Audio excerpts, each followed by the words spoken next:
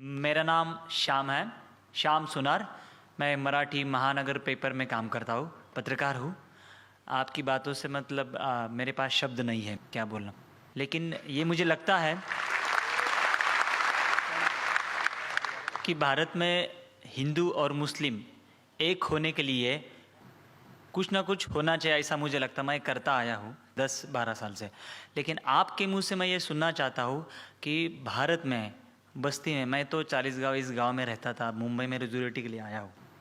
बस्ती बस्ती में जो हिंदू और मुस्लिम हैं, इनके दिल में अगर गलत फहमी है, और वो है भी सही मायने में कुछ हद तक है, तो वो दूर करने के लिए आपकी क्या सुझाव है कि हिंदू और मुस्लिम दोनों कम्युनिटी के लोग कैसे इकट्ठे आ सकते हैं? Brother asked a very good question. That what is the suggestion from me that how can we get the Hindus and Muslims on a common platform? How can we come together? The reply to this is, I have given a talk on similarities between Hinduism and Islam. I've given the talk in Bombay, I've given the talk in Chennai, I've given in other parts of India, and we find there that tens of thousands have attended. In Bombay, about 20,000, in Chennai, a similar number, and other parts of India. And many non-Muslims have attended. Many Hindus have attended, thousands of them. And many of them told me that, Brother Zakir, there was a person, just a comment, that what I did not know about Hinduism in the past 40 years of my life, I have learned in the past 4 hours.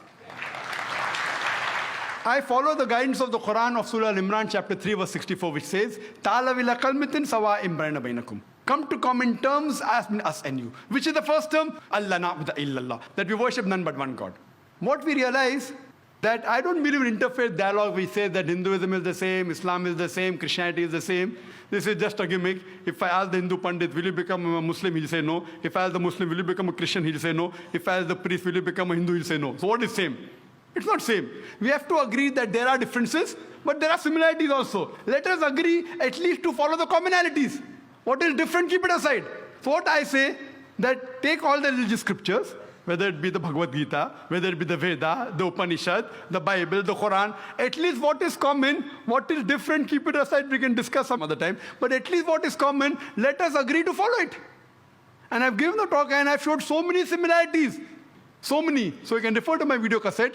And what happens, many of them are not aware. The Muslims are not aware of their religion. Similarly, the Hindus are not aware of their religion. Many of the Muslims objected. Similarities between Islam and Hindu is impossible. So many of the people came in the talk to attack.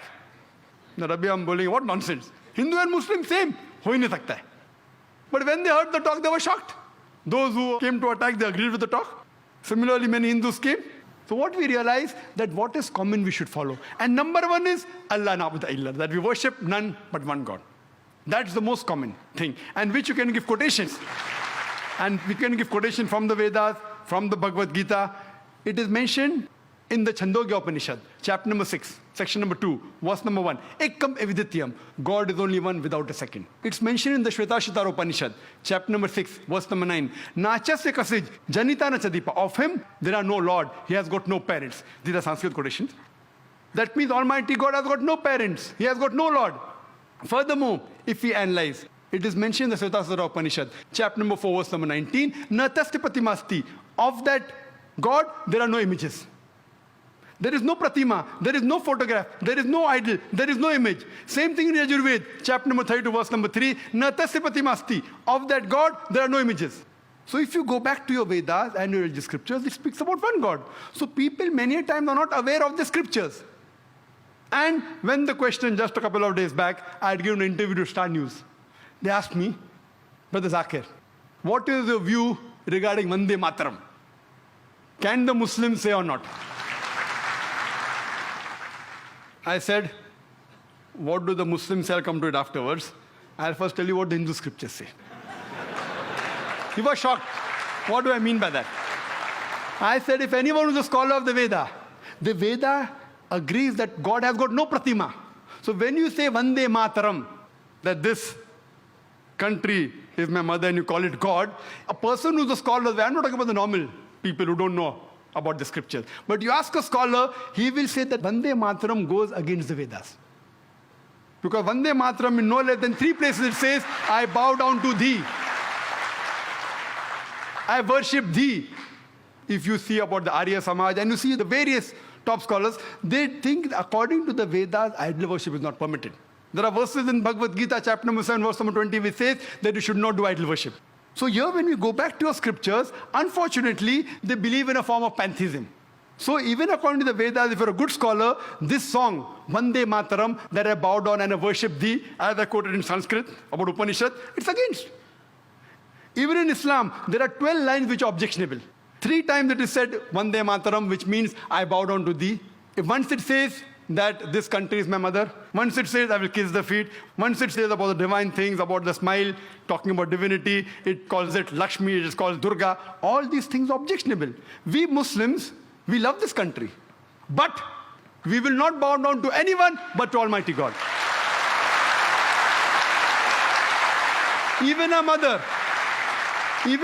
who has born in a womb for 9 months, we love her, we respect her, but we will not bow down to our mother, to our own mother.